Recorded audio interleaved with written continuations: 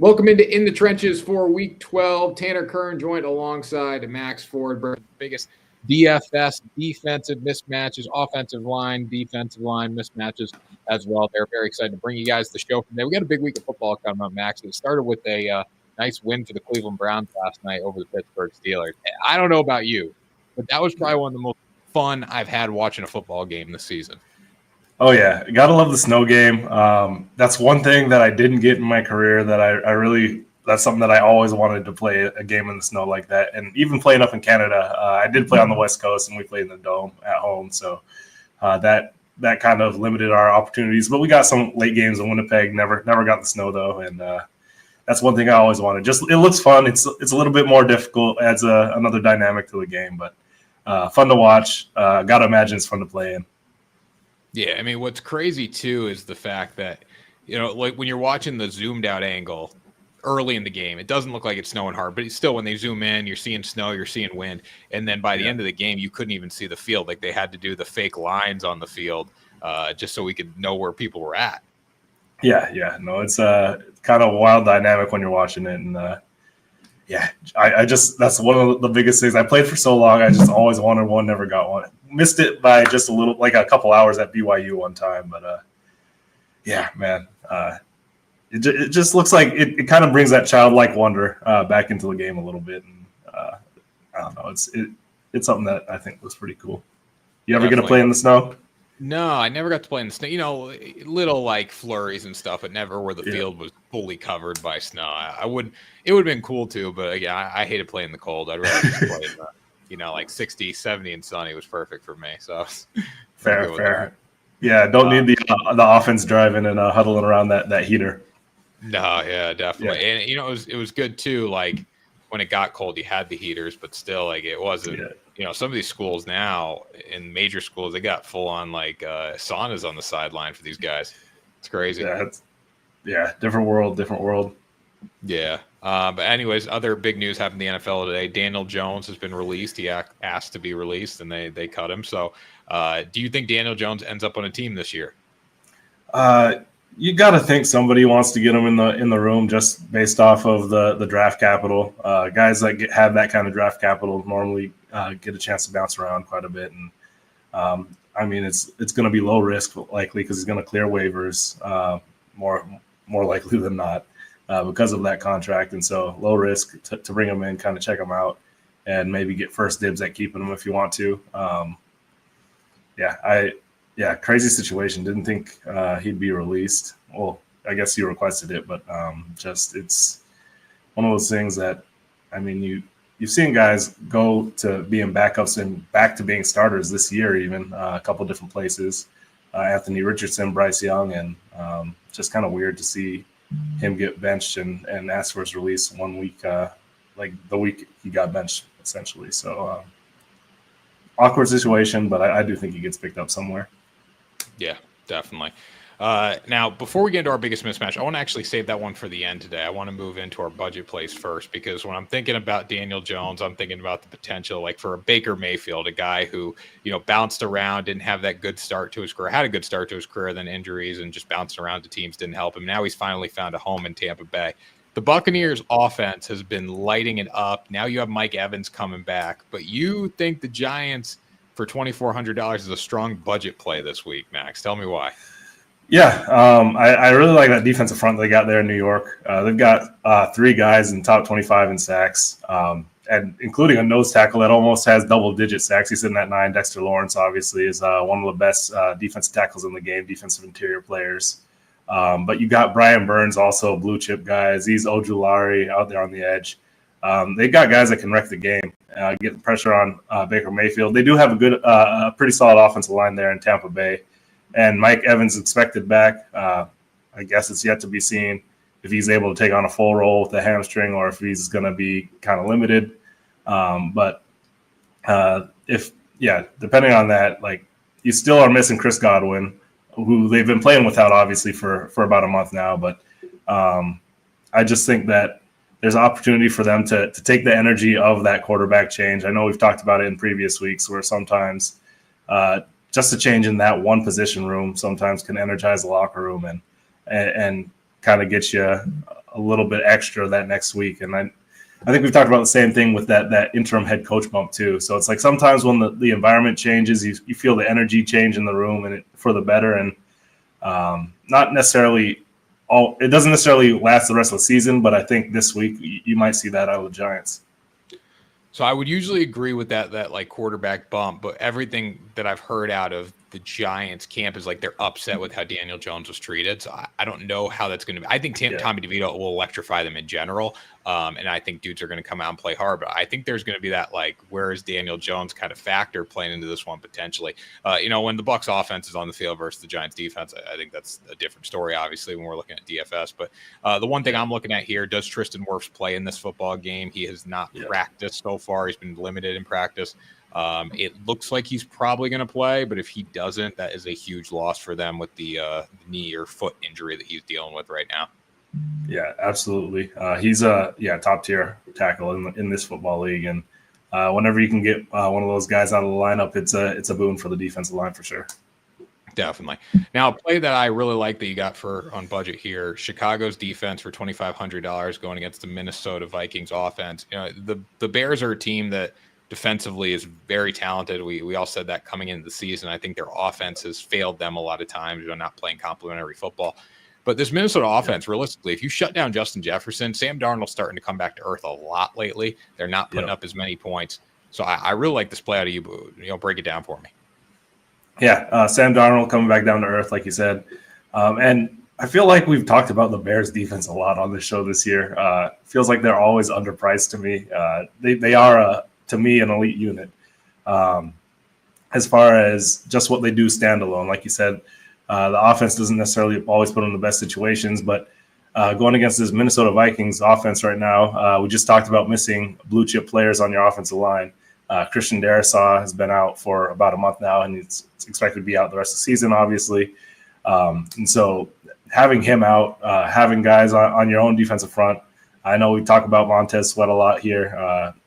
Generates a lot of pressure. Even though he hasn't been getting in the sack column maybe the way that he wants to.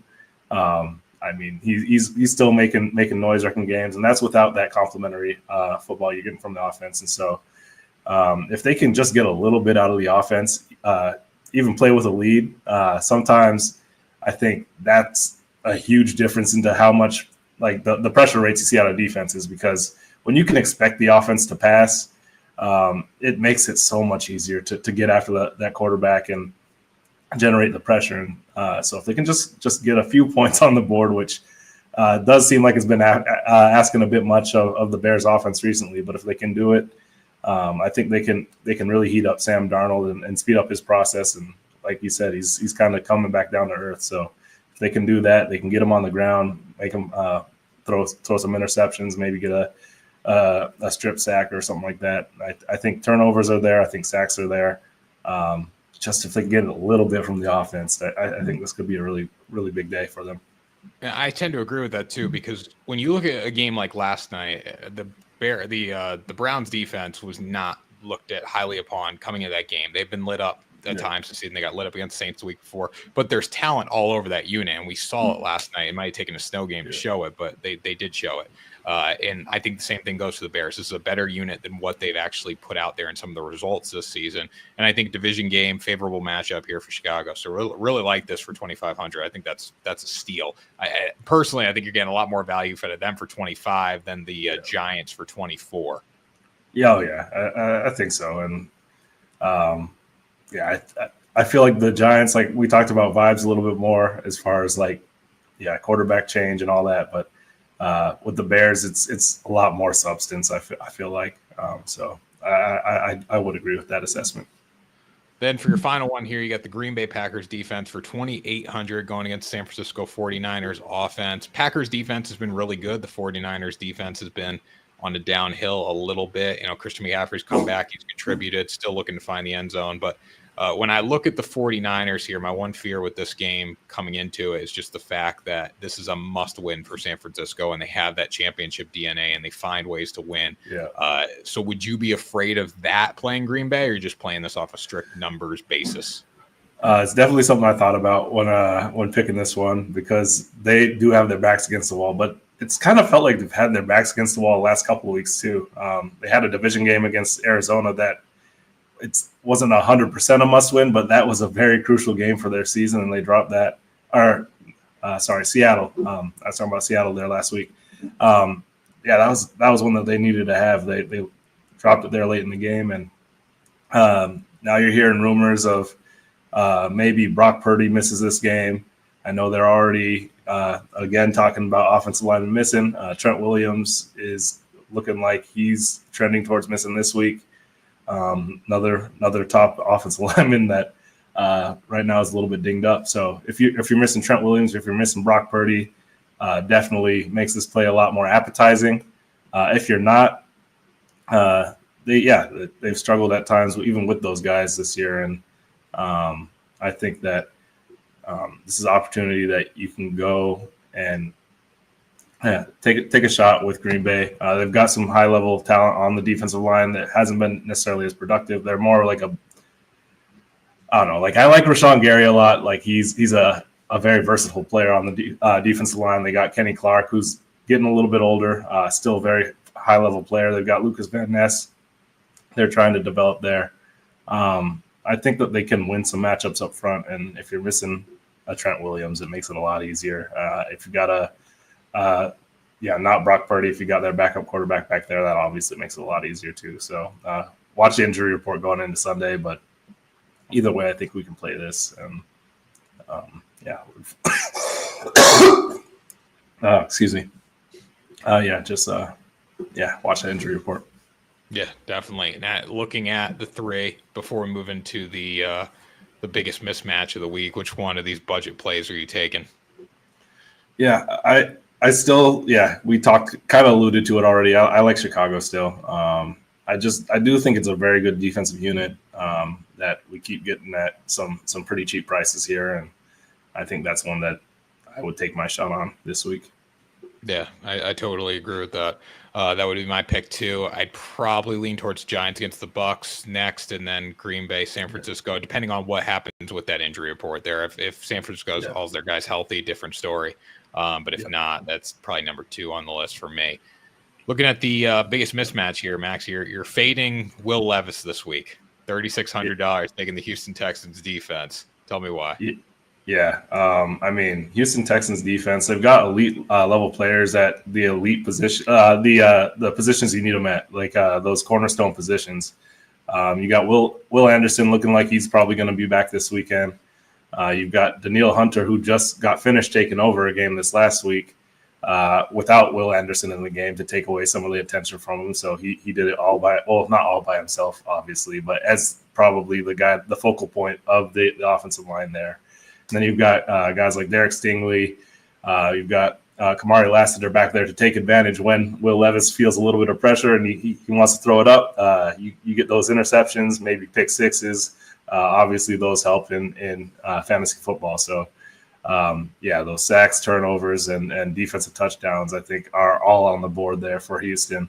Wouldn't be surprised to see them score on defense. Obviously, it's never something that you're going to bet on to happen at even odds. But, I think this is a game that they have the players to just kind of dominate Tennessee out there on that defense. Yeah, I agree with that. Will Levis has the 31st QBR in the NFL right now, 8 picks, 8 touchdowns. Definitely has been better in his past 2 starts. He was really efficient against the Chargers, 7.6 yards per attempt. Against the Vikings, he had the one big shot play down the field, but other than that, 54%. That 9.5 average doesn't tell the whole story, obviously, if you take away the big touchdown pass. So it's probably a long day for Will Levis in this one. I think they can get to him, affect him, and he's a guy that already kind of makes those boomer bust plays like you're saying there. And so I feel like there's going to be a little bit more bust this weekend. Definitely. So, Max, that's another week. Tell me what you're most looking forward to heading into Sunday. This Sunday, I think that Green Bay San Francisco game, it feels like, okay, I grew up in an era when it's Green Bay, San Francisco, Dallas. always playing for those NFC championships. It's a classic matchup, man. I know that's not as much on who's playing in the game this weekend because they obviously have new rosters. But we did talk about San Francisco has their back against the wall, and that's one that they've got to have. And from that standpoint, it's interesting as well. But I do love those classic matchups that you get. Playing some of those. It's just nostalgia a little bit for me growing up. Even though I didn't like any of those teams, I hated seeing them all win. Green Bay, San Francisco, Dallas always is. I don't know. There's just something about it when they play each other. It just feels right. Classic NFL. Yeah, that's going to be a good one. The primetime games are going to be good. Philly, LA, and then Baltimore, LA. The Chargers and the Rams play on next night. So 2 games back to back at SoFi Stadium. That'll be fun to see. But the game I'm looking most forward to is definitely Buccaneers versus Giants. I want to see how Tommy DeVito plays. I want to see how the Buccaneers finally look. Tommy DeVito. Yeah, like all eyes are going to be turned to that game because of this. Oh yeah. I want to see what that one is. I also want to see what the Bucs offense looks like with Mike Evans back and how he's going. We got a comment here. People don't want the picks. People need the picks. Been watching you for about a year, bro. Thanks, CJ Presley. People appreciate that. Max, if you had to make a pick this week, people want the picks. Let's give them a pick in one Sunday. If you're looking at a game you think is going to be tight, give me a pick. Whether spread, money line, don't matter. So we want a game that's going to be tight. Yeah, probably a game that's going to be tight. Something that's interesting. Okay. Oh, like who's going to win a game? Gotcha. So not Kansas City, Carolina is what you're saying. Yeah, not something like. Let's see. Let's see. Yeah. How about Arizona, Seattle? Who you got in that one? Oh, that is a good one because I was going back and forth on this one a little bit earlier. I think I've got Seattle, man. It might have to do with my bias growing up in that area. Wasn't a Seahawks fan, but still kind of growing up around that team and knowing people around there. But I do think that they've got some good things going on there. Don't like what they're doing on the offensive line necessarily. But Geno has been playing lights out, given that he's not had a lot of time. You see JSN kind of coming into his own last few weeks. DK doing his thing. Arizona, man, they've got a young team too that's up and coming, but I don't think that I do think it's Seattle this week in that game. I think Arizona's not quite ready to take that mantle for that division, but I can see them being maybe as soon as next year kind of a big contender there. I don't think they're ready yet either, but I'm not going to sit here and say the Seahawks get it done. I somehow, and maybe it's my 49ers bias, but I think they're going to find a way to pull back into this division race because they're only one game out of first, and they have a tiebreaker over the Cardinals right now. But I think Arizona gets it done here. They're playing really well. It's going to be an interesting one. It's a coin flip, so it should be fun. Yeah, you picked a good tight game. The other one I was looking at there as a tight one, which on other end of the spectrum, but New England and Miami maybe. If now that I said it, I guess I've got to give a second pick. But if we're going heads up, I'm going Miami. But I wouldn't be surprised to see New England take the spread there. I really like what Drake May's been doing there too, with not a lot of help. So yeah, he looks good. I mean, the Patriots offense finally is starting to look like a decent offense. I wish they would lose some games so they can get a Travis Hunter kind of player. But we'll see what happens in the final 6 games of the year. Totally. They've been. It's a lot more fun to watch. At least, sometimes, they're still losing, which, like you said, is maybe beneficial. But it's at least it's nice when you're losing it for that draft pick, and you still can have fun watching the team, which I think they've kind of had that last few weeks. Yeah, definitely. It's fun to be excited about the future, but also get another good pick before you start winning some games. Yeah, exactly. But anyways, guys, that was In the Trenches for week 12. Tanner Kern with Maxx Forde. We'll be back next week, back on Wednesday next week, because we got Thanksgiving on Thursday, so we're going to record on Wednesday. Probably same time as usual, so we'll hit that 6:30 Eastern time most likely. If not, subscribe to the page, and you'll see when we go live. But that was In the Trenches, guys, and we will talk to you next week for another episode.